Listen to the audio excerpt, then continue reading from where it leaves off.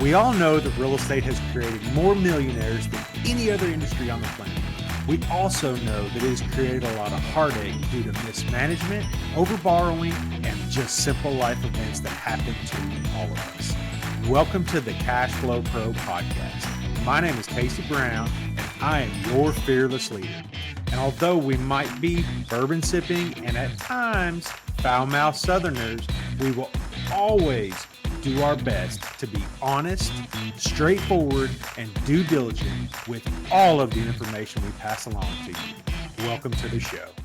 Hey there, and welcome to today's episode of CashFlowPro, your daily real estate investing podcast and YouTube channel.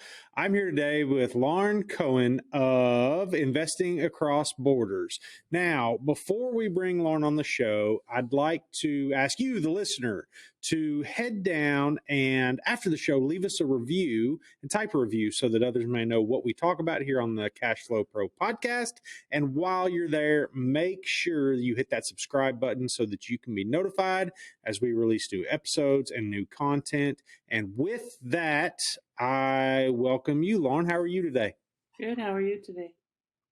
Absolutely wonderful. And we are just, my stepdad used to say, the wife hasn't ran off and the kids aren't in jail, so life's good. So that's kind of the way I see it. Sounds like a country music song. That's right. That's right. And he was always real proud of those two facts. And so anyhow, I guess that's the way I grew up. So if That's that gives de you minimis. That's right. That's right. That's right. There you go. So, all right. So why don't you tell us a little bit about yourself, and then we can get into investing across borders and see exactly what all of this means and how folks can maybe implement strategies you've got or anything like that. So tell us a little bit about yourself. Sure. So I'm Lauren Cohen. I'm originally from Toronto. I'm here in South Florida, not to be confused with Texas, right? But I do work with That's a right. lot of people. Actually, my client I just got off the phone with is investing in Texas. So I am a cross-border Awesome. lawyer. I'm a realtor and a franchise broker.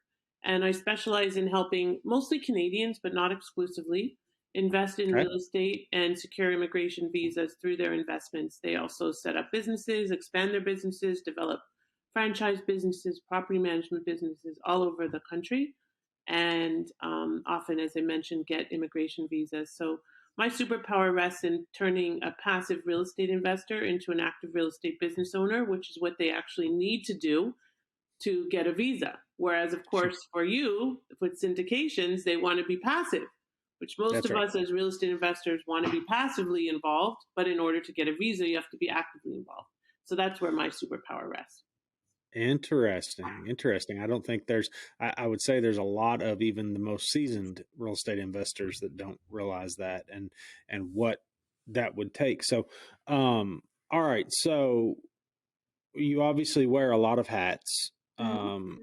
And we want to, I guess, maybe pull a few of those apart and see exactly what we can take from this so with, all right. So the benefit of investing, if you're a Canadian resident and you want to be a United States, you want to have a United States visa, you Mm-hmm. have to be an active investor in like a deal, or you just have to own No, property more or than that. No, it's you can't just be an active investor. You have to actually be running a business. So being an investor alone will not qualify you as a potential visa prospect. You have to be running the investment as a visa.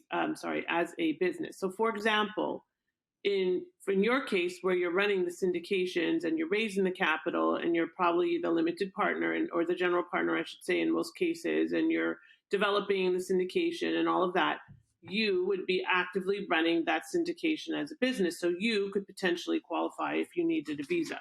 But if you were just one of the investors, a limited partner in that syndication, then that would not qualify you.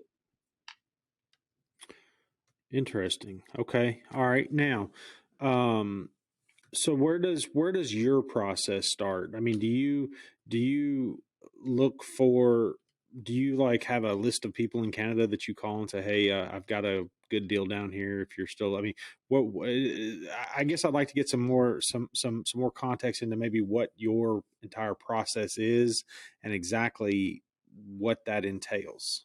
So that would be a little bit of reverse engineering versus what we do. Yes, from time to time, we do have opportunities that will appeal to some of my investors that are in Canada that may or may not want visas, because not all, as you I'm sure know, Canadians that invest in real estate want visas. They just want to invest in US real estate because it's a better opportunity. And then the more common way that I work with a client is that, Joe Canadian will come to me, or Joe Brit will come to me and say, I want to get a visa. How do I do it? And I want to do it through real estate. So I'm going to help them pave I actually have a signature program called 10 Steps to Immigrate Through Real Estate. And we follow these a 10-step process to help them to make the investment, write the business plan, get the cross-border tax advice, all of the elements that they need, set up their structure, their entities, their LP, their LLC, whatever the case is, and make sure that they're following the rules and not creating more problems for themselves in the process. And then we help them develop their business plan and business model, and ultimately help them with their visa application and petition and submission. Now, in many cases, we do have real estate investors that are just investing in real estate and don't want a visa. They want to take advantage of various aspects of the US market, whether it be for short term rentals, for long term rentals, for mixed use, for multifamily. And we work with those as well. So, as I mentioned, I'm a lawyer and a realtor, and I'm the chair of the International Investment Committee for EXP Commercial. So, I'm pretty well connected to people all over the country that do have access to deal flow and opportunities. And we help the client figure out where they want to invest, in what they want to invest, how much their budget might be, how they can get financing, and so on. It's very full service. Okay. Now, so that's where the realtor or the real estate agent, whichever you want to call it, aspect comes into it. Is you're out looking for deals, or you're just helping that company? So I'm not the one that actually looks for the deals. I am the kind of the conduit. So I'm essentially like brokering these situations. I'm a great referral agent. I don't actually write deals myself. So I just had a closing today. I referred the client. They purchased a property in Orlando. It was actually new construction, and I'm the referral agent, but I'm not actually involved in the closing of the transaction other than to collect a nice fee. In that case, I also help the client set up their structure and everything like that. This client is not getting a visa. They are just doing this for investment purposes, and they're going to rent the property ultimately as an Airbnb. So it really just depends on the client and the client's need and how that works. But my role is mainly in the real estate world as a passive real estate realtor conduit, more of an investment advisor as opposed to actually doing real estate deals.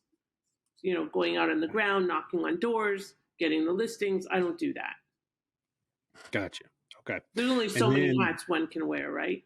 That's right. That's right. Yeah, and I think you about maxed it out. Yeah, I'm maxed out. So all right. Let's talk about active investments and what you have going on. Are you currently raising capital as well? Yourself, I don't raise capital personally. Okay. I help companies raise capital, and I am a real estate investor, but no, I don't raise capital personally. Okay. When you say you help companies raise capital, what does that entail? Well, a lot of companies that I work with raise capital for their investments. So I help them create the structure and the securities documents and the offering documents and all of the stuff that's needed, and dot their I's and cross their T's so they can go out and raise the money from their accredited investors or friends and family or whatever the case may Gotcha. be. You help them write the PPMs and the operating agreements and all of that stuff as well? We do. I mean, like I said, we're full service. We don't actually necessarily write the operating agreements, but one of our team members does. Yes. Sure. Okay. Awesome. And the Florida market, as of this recording, kind of the end-ish of August, the Florida market has been just bombarded with real estate investors. I mean, it's just like it was the perfect storm. Everything Absolutely. down there was everything from the business friendly government that's there, the state government that's there, all the way to the quality of the assets, all the way to the population growing by leaps and Oh bounds. my God, everybody's People, moved to Florida. It's crazy. seems like that has happened, I guess, routinely over my 40 years on this earth. It seems like every 10 years or so, everybody makes a rush to Florida, and then everybody like breathes and comes back and then goes back down. I mean, it's unreal. I've never seen I anything like it. I will say that I don't think this is quite the same. I've been through a couple of those I have a waves. different feel as well of It's everything. Like, COVID. This is yeah, and really COVID and people from the Northeast, especially, or from Canada, being able to work from home and realizing they don't need to deal with the snow, yeah, like I didn't want to deal with. yep. They don't need to deal with the sludge. They don't need to deal with the cold and the like all the long I winters. think I think COVID changed a lot It did. of human culture, Hmm. just, and I say that human culture because it didn't just change our culture here. I mean, I think it changed the culture worldwide. But all of a sudden, and I'll tell you, right like 2 weeks before COVID hit, I had met with a guy about buying his dry cleaning business, Hmm. right? And he was interested in selling it. My grandfather was in the dry cleaning business, and so I thought it was like a little bit of nostalgia for me, right? Yeah. And even up to that point, he said my business has dropped off, and he showed me the percentages over the last like 10 years, and obviously ultimately I didn't end up buying it for that being one of the main reasons why, because the business was shrinking in general. And so we were talking, and I was trying to feel this out, and I said, so what is the cause? He said, well, for one, people don't get dressed up to go to church, right? They just don't wear the suits and the ties and Yeah. the everything that they used to wear years ago to go, and that's just one day, one event. And Right. then he went further and said, people don't get a suit and tie for the most part. There's a certain demographic that does get that for going to work, right? But that demographic was shrinking as people became more accustomed to just a little more of a casual kind of thing, right? And I'm Hmm. getting to a point here, I promise. And then when you step in and you think, okay, then COVID hit, and I talked to him after about that first year. So I talked to him again the following January after COVID, and in fact, his business had dropped off so he had been going down 5 or 6, 7, 8, 9% a year or every couple of years for so long, and then all of a sudden it was down like 60%. And we all know why, because nobody was going to church at that point, even the people Yeah. that do wear suits and ties, Right. Yeah. and nobody was going to work. Nobody was doing anything, and I just don't see businesses like that really making a good solid rebound after this. And then exactly what you said, then the culture of saying, hey, man, I don't have to get up here every day and fight this down 13-degree weather. And I don't have to get up every day and wonder how much snow my kids are going to have to drive through to get to Hmm. school or whatever, even people of that age group. And they're like, they head out, Right. Yeah. and Well. then they have a Zoom meeting. Yeah. And I can only imagine I used to have this thought years ago. I'd say, like my wife at the time and I were leaving Cancun, Mexico. We had been on a little thing down there with a company she was with, and we were leaving, and it was January. It was January, like January 10th. And we were coming home, and I was like, why are we going back where there's snow, and Hmm. or like we're leaving this? So am I the crazy one, or is everybody down here crazy? I mean, so anyway. But yeah, the Florida run seems to happen pretty regular. So let's get back into business just a little bit. Now, you said there for a minute ago that you're a real estate investor. I am. I'd like to hear a little more about that. And what do you have? Because if you're a passive investor, I assume, right? Yes. Okay. Just the lady we want to hear from, because a lot of times the capital raisers and the syndicators and the other people that have frustrations in this business don't get to hear directly from you or a lot of the time. And that's because, so walk us through a little bit how you evaluate what you look for and what you look for in a deal in order to decide if it's something you want to make your move on. You're not going to like my answer. Okay. Um, yeah, so my answer is basically it's in my gut. I do crunch numbers, I have a system, but my gut ultimately is the deciding factor. And I don't mind doing flips as long as I have somebody to manage the flips. But I don't love doing a lot of burrs. I don't like being a landlord so much. But you know, when opportunity is there, certainly here in Florida, there's a lot of that. I'll do it. So it really just depends on the circumstance and the type of investment that I'm considering. Sure. Now, I'm going to rein that in just a little bit and say, you know, you're not that different than pretty much every investor across the board. Mm-hmm. I have noticed, and I'm in a mastermind with a bunch of people, as a matter of fact, Right. and we often have this discussion, this exact discussion.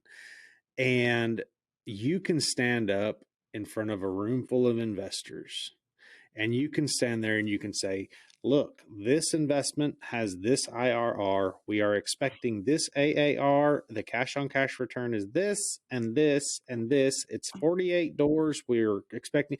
You can go through all that. Pardon my voice. I usually don't talk like that when I talk in front of investors, but you can go through all of that.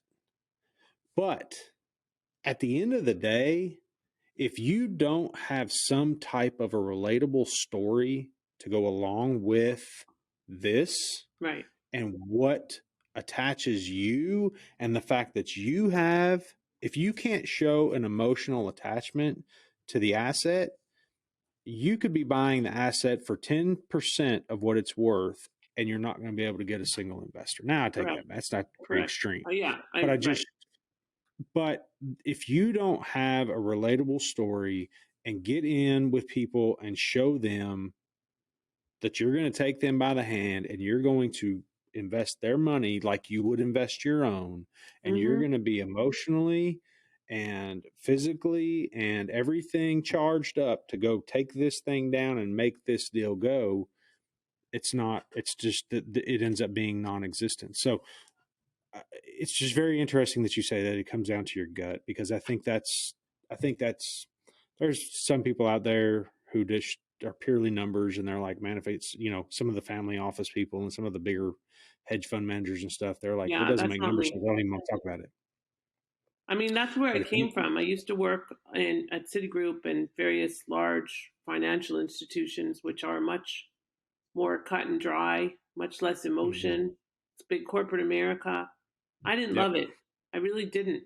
Numbers are great, but at the end of the day, like what I do is a very emotional thing, because most people that I'm working with are not only investing, they're moving their families and their lives from one country to another, not Hmm. just a city, and it's a big Yeah. deal. I mean, I have Yeah. one client right now. Honestly, like I feel like I've lived this with her. She has a bunch of kids, like I think 4 kids, and she's super stressed out. And today I said, let's go have some chocolate together, by Zoom, and we did. And I mean, they need that. They need to know, just like real estate investing, that you're there, you're in it with them. And I've been through the whole thing. My ex-husband was deported on the way back from our honeymoon. That's what prompted me to become an immigration lawyer. So you don't Good hear that Lord. story every day, but it's a fact and it's true. And I used to be embarrassed that I didn't even talk about it. But once I started actually sharing it, it is in my book. But once I started actually talking about it, people found me much more relatable, because I wasn't this lawyer. I was a Yeah. person who had Yeah. been through hell Yeah. and lived to Yes. tell Yeah. about it. Yeah, and we're going to get into that. And I've actually, I heard you on another podcast, and we're gonna dive. I'd like to get a little more into that just for some more context. But the, you're exactly right. And no, like I said, you can stand up there and you could talk numbers till you're blue in the face, and until you show them and show, I say them, until you show the people that you are trying to get to come along with you that Yeah, I mean, it's unreal. I know I've already said that, I'm repeating it, but it's just of that much importance to me that people really understand. And that's one of the basic, that's one of the very core concepts of selling in general Yeah. is to find things that you attach with and then bring people along. So, all right, let's talk a little bit about your ex-husband getting deported and X. all of that stuff. And that, yeah, I've got one of those too. And luckily we have a pretty decent relationship. So, That's nice. my kids are very blessed. But so tell us a little bit about that and some of the experiences and the hell and back stuff that you all kind of went through. Um, well, at the time, it was just um, it, it was shocking, but at the same time, in retrospect, not that shocking. I just didn't know enough. I wasn't well versed in immigration law. As Hmm. just because you're a lawyer doesn't mean you understand every area of law. I would not understand how to get out of a crown attorney case or prosecution if my life depended on it, even if it were me, God Hmm. forbid. Grand theft, huh? You know, um, but or murder, first, second, attempted, whatever. Anyway, the point is that I was a business attorney. I was working in the corporate world, and I met somebody who was originally from Canada as well, and not a good marriage choice in retrospect as well. But we have a few Sure. of those. And Hmm. anyway, I married him, and we went on our honeymoon to Thailand. And I had no idea that he was what's called inadmissible, and he was. And so on our way back, they took him from me. They put him in immigration jail. They expeditiously removed him. They subsequently deported him. In And Taiwan, Thailand. Thailand, sorry. We had gone to Thailand, and on our way back at Chicago O'Hare Airport, this all happened, and I was devastated at the time, and I really moved as many mountains as I could, every which way from Congress, Congress, like senators, Congress people, all kinds of like senior So they've rabbis. deported him from the United States. Your flight originated in the United States to Thailand, Right, Thailand back to the U.S. right, This happens in Chicago. right. They send him to Canada. That's right. Well, Okay. it was a little bit of a different journey than that, but we'll just leave it at that, not to complicate things too much. And so, and they send me back here to Florida. And anyway, it worked out to be a blessing, and that's why the title of my book is "Finding Your Silver Lining in the Business Immigration Process," because I did Hmm. find a silver lining, and that's why I do what I do today. But it was a very harrowing experience and challenging and a lot to deal with for somebody that had literally just gotten married and was planning to start Sure. a life, not to be separated from her then husband. Yeah. Yeah. And yeah, that's pretty interesting. I mean, I know that there's a lot more context to that could be added, but like you said, just leave it at that for purposes of the explanation. But um, and then you get to Florida, and did your ex husband ever get to come here? No, Never. no, he Now, was what does the barred from term? entry, and now I think he lives in Israel actually. And I came back here, and we fought. Like we ended up getting divorced about 5 months later. What does inadmissible mean when it comes to that He had point? he had. It doesn't really matter the details, but basically it means you're not allowed to come into the country. Well, yeah, so it's kind of what I figured. I guess it's got to do with some other Yeah, some stuff from his past that had nothing to backstory do with stuff. me. Okay. Yeah. Gotcha. Okay, cool. I just you just don't hear a lot about stuff like that, especially in the world of the world of apartment syndications. We don't get into to inadmissible people from other countries very often. So, Yeah. but so when your business got kind of took off, right, and you really got started where you started getting recognized as an international business law partner or Hmm. attorney rather. Hmm. Um, like, how did you start finding clients? Where did you go? Did you just like, I mean, because you don't, that can't just be something you just put a billboard up for. No. I mean, Well, I'm an immigration lawyer. So initially I was writing, well, once I became an immigration lawyer, which took training and attending conferences. And then I started speaking. And initially I paid to speak, and then I got paid to speak, which is what I am now, paid to speak, which is nice.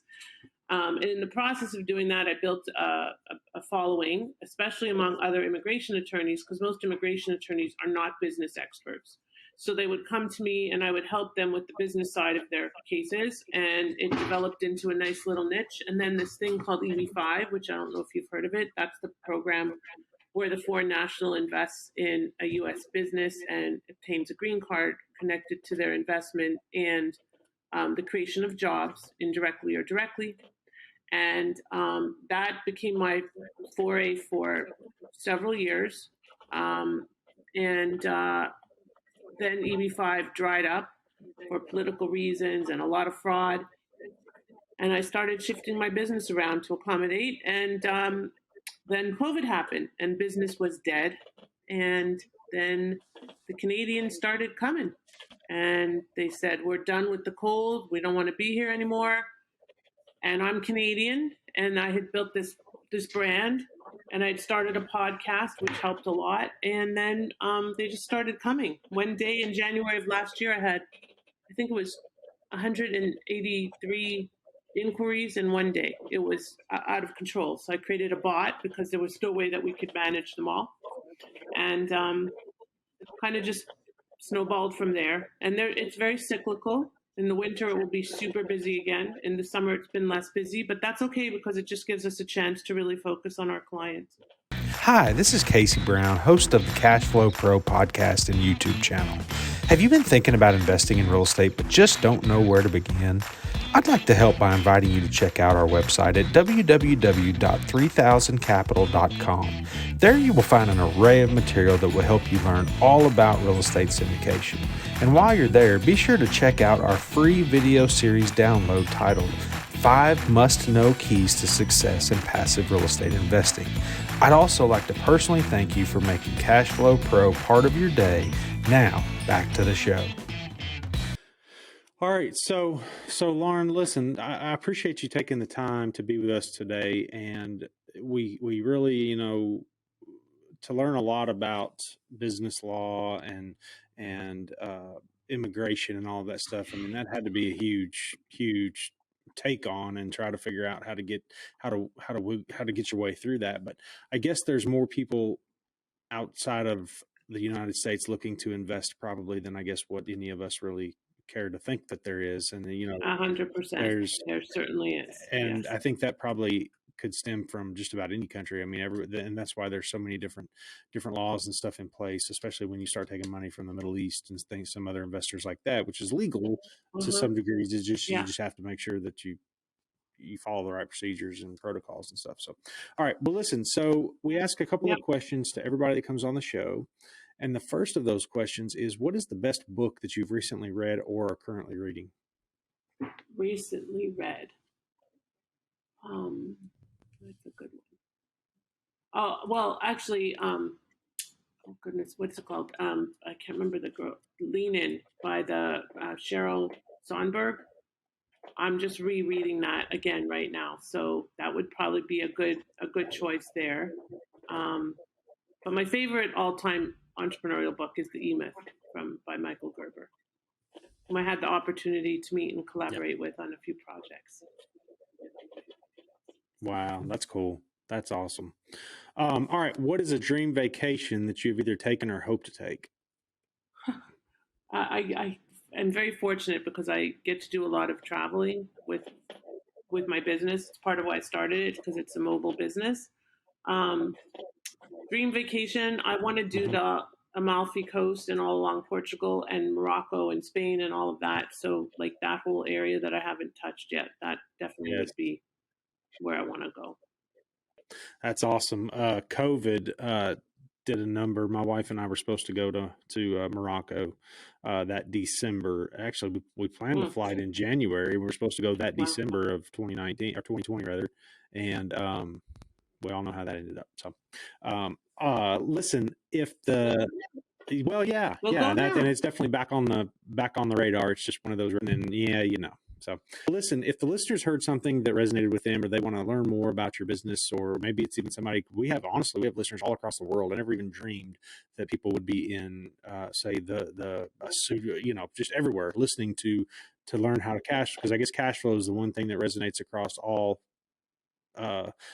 citizens of this world. So, what is a way they can reach out and get in touch with you?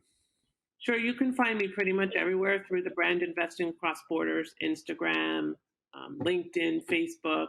On Facebook, my main group is called Canadians Investing in and Immigrating to the U.S. There's a lot of free downloads available, and one of them is the 10 Steps to Immigrate Through Real Estate. And if you send us an email at investingacrossborders, 1 at gmail.com, investingacrossborders, 1 at gmail.com, we'll be happy to send you a copy of that download. And perhaps you'd like to attend a future webinar of ours. Awesome. Yes, definitely do. And thank you, Casey, for the opportunity. I'm sorry for the sound quality. That's fine. I think it records offsite, so we should be fine. Weird. So listen, thank you so much, Lauren, for your time. Thanks for being on the show. And listeners, awesome. Thank you for your time. Pleasure. And as always, please head down and don't forget to leave us that review and hit that subscribe button so that you can be notified. And when we come out with new content, and then you can also be a follower of the CashFlow Pro and learn all about cash flowing and cash flowing real estate so that you can live your life financially free. So again, Lauren, thank you so much. Listeners, thank you. I hope everybody has a wonderful rest of the day. CashFlowPro is hosted by Casey Brown, founder and CEO of 3000 Capital, a commercial real estate investment firm committed to providing its investors with ongoing cash flow and helping them build long-term wealth. If you enjoyed today's podcast, make sure to hit that subscribe button so you'll be notified about all our future episodes. You can find more information about us and our investment philosophy by clicking the link in the show notes below. Thanks for listening.